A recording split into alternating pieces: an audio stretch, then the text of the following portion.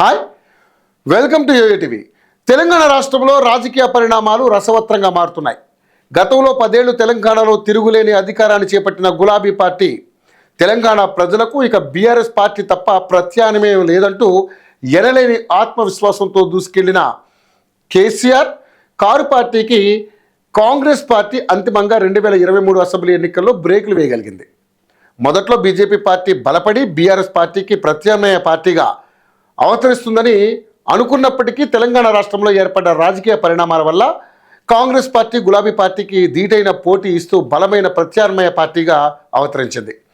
కేసీఆర్ ప్రభుత్వాన్ని ఎలాగైనా గద్దె దించాలనే రేవంత్ రెడ్డి భారీ లక్ష్యం ఎట్టకేలకు 2023 అసెంబ్లీ ఎన్నికల్లో కారు పార్టీని కంగు తినేలా చేశాయి. అయితే రాష్ట్రంలో ఇక కాంగ్రెస్ పార్టీ కనుమరుగైనట్టే అనుకుంటున్న తరుణంలో 2017లో రేవంత్ రెడ్డి కాంగ్రెస్ పార్టీలో చేరిపోవడం, ఆ తర్వాత కాలంలో రేవంత్ రెడ్డి తన రాజకీయ వ్యూహంతో కష్టపడి పీసీసీ పదవిని దక్కించుకున్నాడు. అదేవిధంగా కేసీఆర్ తర్వాత తెలంగాణ ఫైర్ బ్రాండ్గా తెలంగాణ రాజకీయాల్లో మంచి గుర్తింపు సంపాదించాడు. ఇక రేవంత్ రెడ్డికి అంత ఈజీగా పీసీసీ అవకాశం దక్కలేదు. దానికి ఆయన చేసిన కృషి తెలంగాణలో పూర్తిగా ఉనికిని కోల్పోతున్న పార్టీకి నూతన జవసత్వాలు తీసుకురావాలంటే అది కేవలం రేవంత్ రెడ్డి వల్లే సాధ్యం అవుతుందని పార్టీలో కార్యకర్తలు బలంగా నమ్మడం, కొంతమంది సీనియర్ నాయకులు వ్యతిరేకించినప్పటికీ ఢిల్లీలో సైతం రాజకీయ పావులు కదిపినప్పటికీ ఎటకేలకు రేవంత్ రెడ్డిపై నమ్మకంతో సోనియా, రాహుల్ గాంధీలు తెలంగాణ కాంగ్రెస్ పీసీసీ బాధ్యతలు ఆయనకు అప్పగించడం జరిగింది. ఆ తర్వాత రేవంత్ రెడ్డి పార్టీలో తనదైన వ్యూహాత్మక ఎత్తుగడలతో పార్టీలోని సీనియర్ నేతలని సైతం తన గుప్పిట్లోకి తెచ్చుకొని తన రాజకీయ లక్ష్యాన్ని చేరుకోవడానికి పావులు కదిపాడు రేవంత్ రెడ్డి.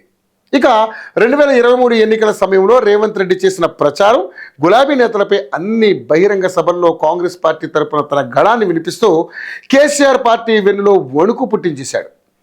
సహజంగా రేవంత్ రెడ్డికి ఉన్న వాక్చాతుర్యం ద్వారా కేసీఆర్, కేటీఆర్, కవిత, హరీష్ రావు, అదేవిధంగా బీజేపీ నేతలైన బండి సంజయ్, ధర్మపురి అరవింద్ లాంటి నేతలపై రాజకీయ ప్రసంగాలు చేస్తూ తన ప్రసంగాల ద్వారా తెలంగాణ ఓటరు దేవుళ్ళని ఆకర్షించడంలో విజయం సాధించాడు రేవంత్ రెడ్డి. కేసీఆర్ గత పాలనని ఎండగడుతూ చేసిన ప్రసంగాలు, నిరుద్యోగ యువత, రేవంత్ రెడ్డి సారథ్యాన్ని బలంగా కోరుకోవడం, ప్రజల్లో కేసీఆర్ ప్రభుత్వంపై వ్యతిరేకత, తీర్మార్మల లాంటి మీడియా ప్రతినిధులు కాంగ్రెస్ పార్టీకి అండగా ఉండడం, కాంగ్రెస్ మేనిఫెస్టోని ప్రజల్లోకి బలంగా తీసుకెళ్లి కనీవిని ఎరుగని రీతిలో రేవంత్ రెడ్డి సారథ్యంలోని కాంగ్రెస్ పార్టీ భారీ స్థాయిలో అద్భుత విజయాన్ని సాధించడం, ఆ తర్వాత రేవంత్ రెడ్డి తెలంగాణ ముఖ్యమంత్రిగా తన రాజకీయ లక్ష్యాన్ని సాధించడం జరిగిపోయాయి.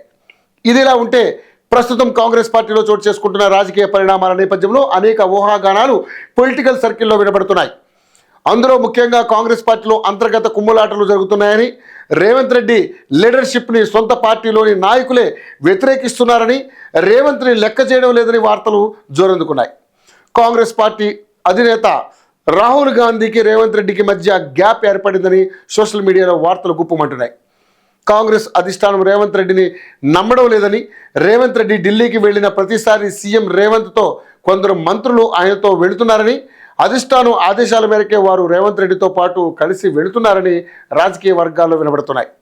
తెలంగాణలో అధికారం చేపట్టిన నాటి నుండి రేవంత్ రెడ్డి 37 సార్లు ఢిల్లీ వెళ్లారని, ఢిల్లీలో బీజేపీ కేంద్ర మంత్రుల్ని కూడా కలుస్తున్నారని, ఈ మధ్యకాలంలో ప్రధాని మోడీతో రేవంత్ రెడ్డి చాలా సాన్నిహిత్యంగా మెలుగుతున్నారని రాజకీయ వర్గాల్లో వాడివీడి చర్చ జరుగుతుండడం మనం గమనిస్తున్నాం. అయితే కాంగ్రెస్లో ఏర్పడ్డ రాజకీయ పరిణామాలు, కాంగ్రెస్ పట్ల తెలంగాణలో ప్రజల నుండి వెల్లువెత్తుతున్న కొంత వ్యతిరేకత, పార్టీలోని కొందరు నేతలు కారు పార్టీ వైపు చూస్తుండడం, రాష్ట్రంలో ముఖ్యమంత్రిని మారుస్తారనే ఊహాగానాలు వినిపిస్తుండడం, దేశంలో బీజేపీ పార్టీ బలంగా పుంజుకోవడం వంటి అనేక అంశాలు రేవంత్ రెడ్డిని బీజేపీ పార్టీ వైపు ఆకర్షితుడిని చేస్తున్నాయని, రాబోయే రోజుల్లో రేవంత్ రెడ్డి బీజేపీ పార్టీలో చేరిపోవడం ఖాయమని, అందుకే సీఎం రేవంత్ రెడ్డి ఢిల్లీ చుట్టూ ప్రదక్షిణలు చేస్తున్నారని సోషల్ మీడియాలో భిన్న కథనాలు వినబడుతున్నాయి.